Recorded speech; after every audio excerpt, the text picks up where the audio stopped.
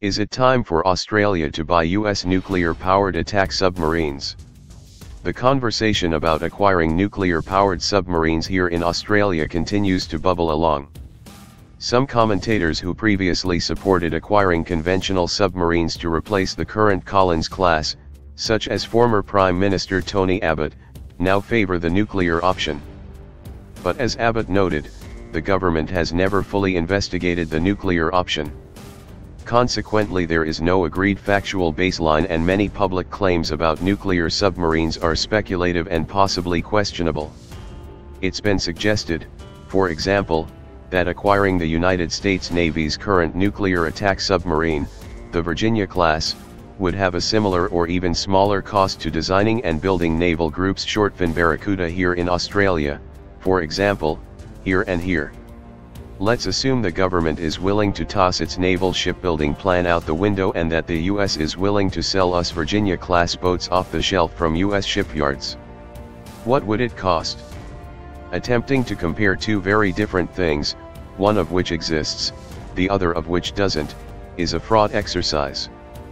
But while the Shortfin Barracuda is likely to be the most expensive conventional submarine ever built, there are some good reasons to think that the Virginia would not be cheaper. Let's look at a very high-level parametric comparison. The Virginia weighs in at around 8,000 tons. The Shortfin Barracuda looks like it will between 4,500 to 5,000 tons. So with everything else being equal, the Shortfin Barracuda would need to cost around 60% more per ton to be more expensive. Rand Corporation's 2015 study of the Australian shipbuilding industry suggested that building in Australia historically incurred a 30 to 40% premium compared to the United States, although that study was based solely on surface ships. The intent of the government's continuous shipbuilding policy is to bring those premiums down, but even if that doesn't occur, Shortfin Barracudas still look like they'll be cheaper. We can also compare the publicly available information about the two classes, noting that there is a vast gulf in the quality of information in the US compared to here. The US Department of Defense's justification book for fiscal year 2019 for shipbuilding, P37, provides a unit cost for a Virginia-class submarine of $3.25 billion. If we multiply by 12 and convert at current exchange rate, that makes around $53.7 billion. Of course, if the Aussie dollar sank, that number would go up. We don't know what defense has estimated the unit cost of a Shortfin Barracuda to be, and likely never will. In response to questions at Senate hearings, defense officials have stated that the estimated total acquisition cost of the future submarine program, which is designing and building 12 Shortfin Barracudas, is around $50 billion constant dollars, a measure which doesn't take inflation and price escalation into account. The cost of Australian projects includes everything needed to bring a capability into service. In the case of the future submarine program, that likely includes wharves, training and testing facilities, simulators, and so on.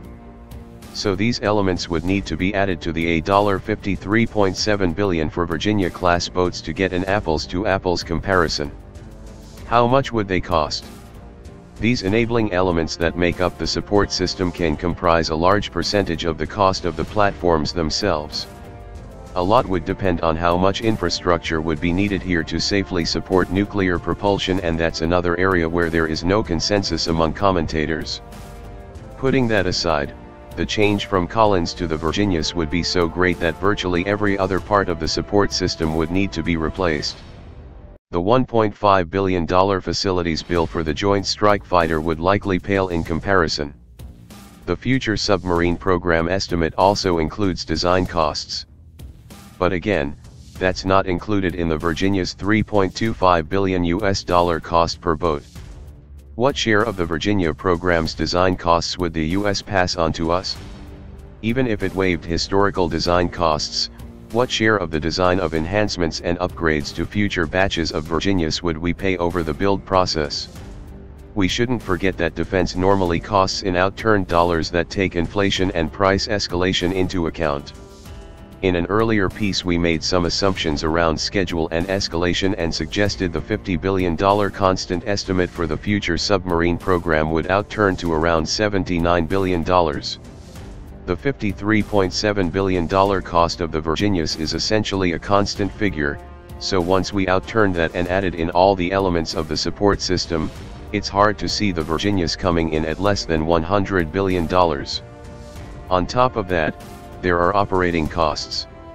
Considering the Virginia has a crew of 135 compared to probably around half that for the Shortfin Barracuda, just the additional uniformed workforce required could cost $400 million more per year. And operating costs are also related to size, so the 8,000-ton Virginia will no doubt cost a lot more to sustain than a 5,000-ton Shortfin Barracuda. We are currently paying $592 million per year to sustain the 6 Collins. I suspect 12 Shortfin Barracudas will be around 3 times that, P-85, and 12 Virginias could double that again. So the difference in operating cost between 12 Shortfin Barracudas and 12 Virginias could be around $1.5 billion per year or close to $2 billion once we include workforce. So that's an additional $60 billion over the life of the submarines, and that's constant, not outturned. Again, a big uncertainty is the cost of the infrastructure necessary to support nuclear-powered boats. It's possible to argue over these assumptions. That's at the core of the art and science of cost estimation, but overall, it's hard to see how 12 Virginias could cost less than 12 Shortfin Barracudas, let alone half as much, as has been suggested. Now, cost is not the same thing as value. One can argue that the future submarine program is primarily about delivering an effect, and not about a particular number of submarines per SE, and since nuclear attack submarines can deliver a greater effect, through faster transit speeds, greater endurance, no requirement to leave station to recharge batteries and greater weapons load, we would not need to buy as many Virginias to deliver the same or greater effect as 12 Shortfin Barracudas. That's a fair point, but a discussion for another time.